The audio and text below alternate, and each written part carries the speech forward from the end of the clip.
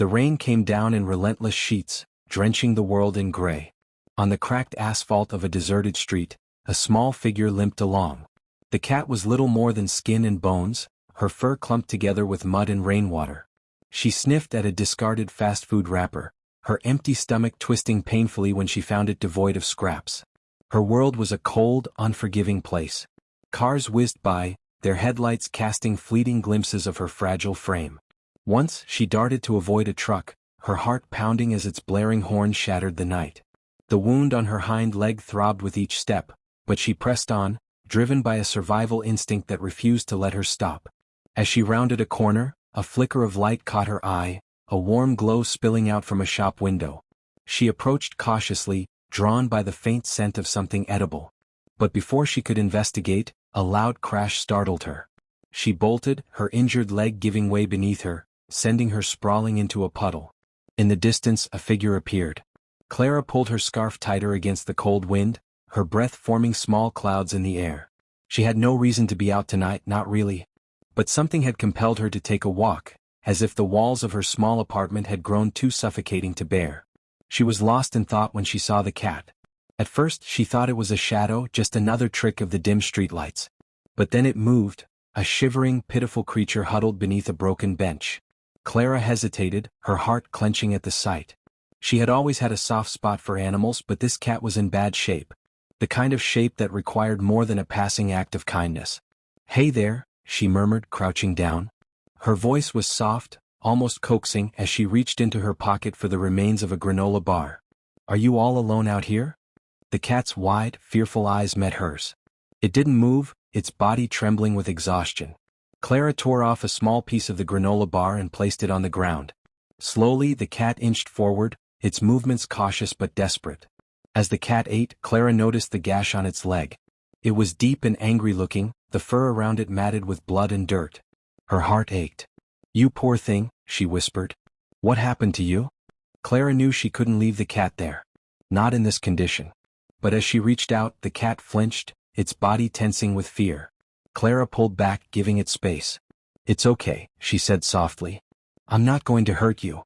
She sat down on the wet pavement, ignoring the cold seeping through her jeans. Piece by piece, she fed the cat the rest of the granola bar, speaking to it in a soothing voice. Minutes passed and the cat's fear began to ebb. Finally, it allowed her to touch its head, her fingers brushing against its wet fur. "There we go," Clara said, smiling despite the rain. She carefully scooped the cat into her arms, cradling it against her chest. It didn't resist, too tired to protest. "Let's get you somewhere warm." Back at her apartment, Clara set the cat down on a pile of old towels she had hastily arranged in the corner of her living room. The cat curled up immediately, its small body sinking into the warmth. Clara ran a hand through her damp hair, taking a moment to breathe. Her apartment wasn't much, just a tiny, cluttered space with second-hand furniture and peeling wallpaper. But tonight, it felt like a sanctuary. As she prepared a bowl of warm milk and some scraps of chicken, she couldn't shake the feeling that this moment was important. That this stray cat had stumbled into her life for a reason. Clara sat in the waiting area of the veterinary clinic, her hands clasped tightly in her lap. The fluorescent lights above buzzed faintly, casting a pale glow over the sterile room. She glanced down at the cat, now named Hope, curled up in the blanket she had brought from home. The cat's fragile frame trembled slightly, her wide eyes darting around at the unfamiliar smells and sounds. "It's going to be okay," Clara whispered, though she wasn't entirely sure if she believed it herself. The door to the examination room opened and a tall, kind-eyed veterinarian stepped out. His name tag read Dr. Lewis. He smiled softly, motioning for Clara to come in. Inside, the clinic smelled faintly of antiseptic and lavender. Clara gently placed Hope on the exam table. The little cat meowed weakly, her voice barely more than a squeak. Dr. Lewis approached cautiously, his movements deliberate and calm. "She's had it rough," Clara said, her voice catching in her throat. "I found her last night, she's hurt and starving. Can you help her?" Dr. Lewis nodded, slipping on a pair of gloves. "Let's take a closer look." As he examined Hope, Clara watched every move, her heart pounding. When he gently prodded the wound on Hope's leg, the cat flinched but didn't cry out. Dr. Lewis frowned, his expression becoming serious. "The wound is infected," he said finally. "She's lucky it hasn't spread further, but it's deep. I'll need to clean it thoroughly and she'll need antibiotics. It'll take some time to heal. Clara exhaled a shaky breath, relief flooding through her. She'll be okay? She will, Dr. Lewis assured her. But there's something else?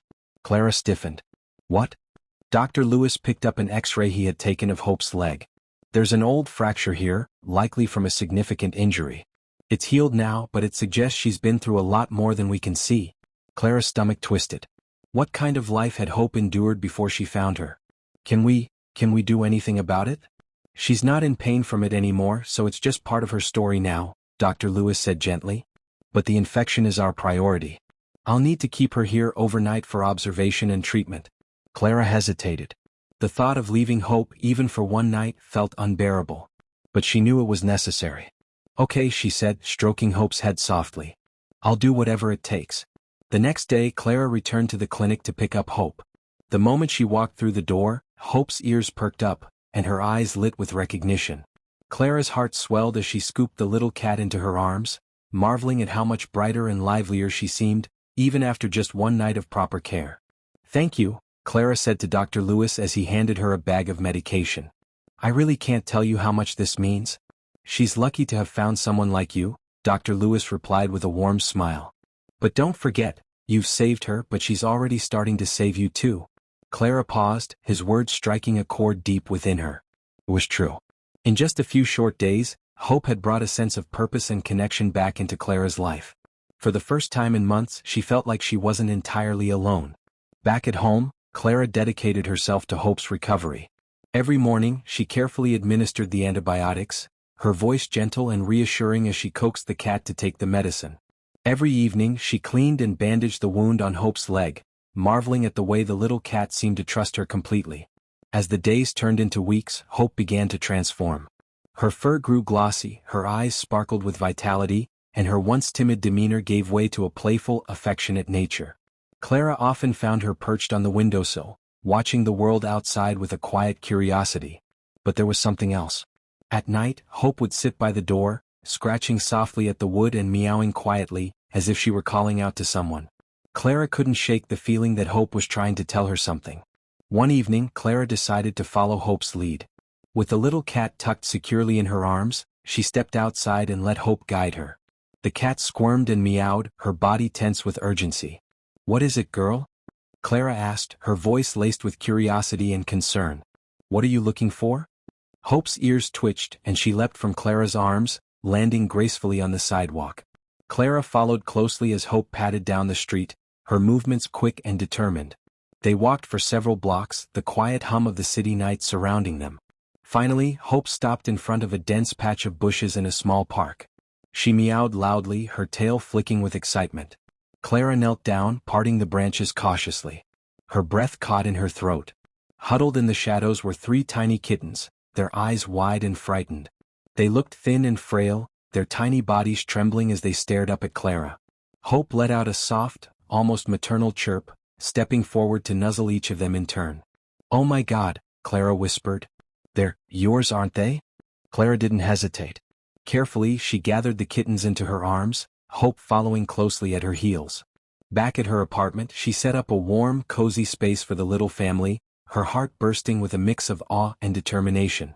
The kittens were weak and malnourished, but Clara was determined to give them the same love and care she had given their mother. She spent hours researching how to care for them, waking up every few hours during the night to ensure they were fed and comfortable. Hope, too, seemed to come alive in a new way. She doted on her kittens, grooming them and curling up around them protectively. Watching her, Clara felt an overwhelming sense of wonder. This little cat, who had endured so much, was now thriving, and she had brought her family back together. Weeks later, as Clara sat on her couch, surrounded by the playful chaos of 4 happy cats, she found herself reflecting on how much her life had changed.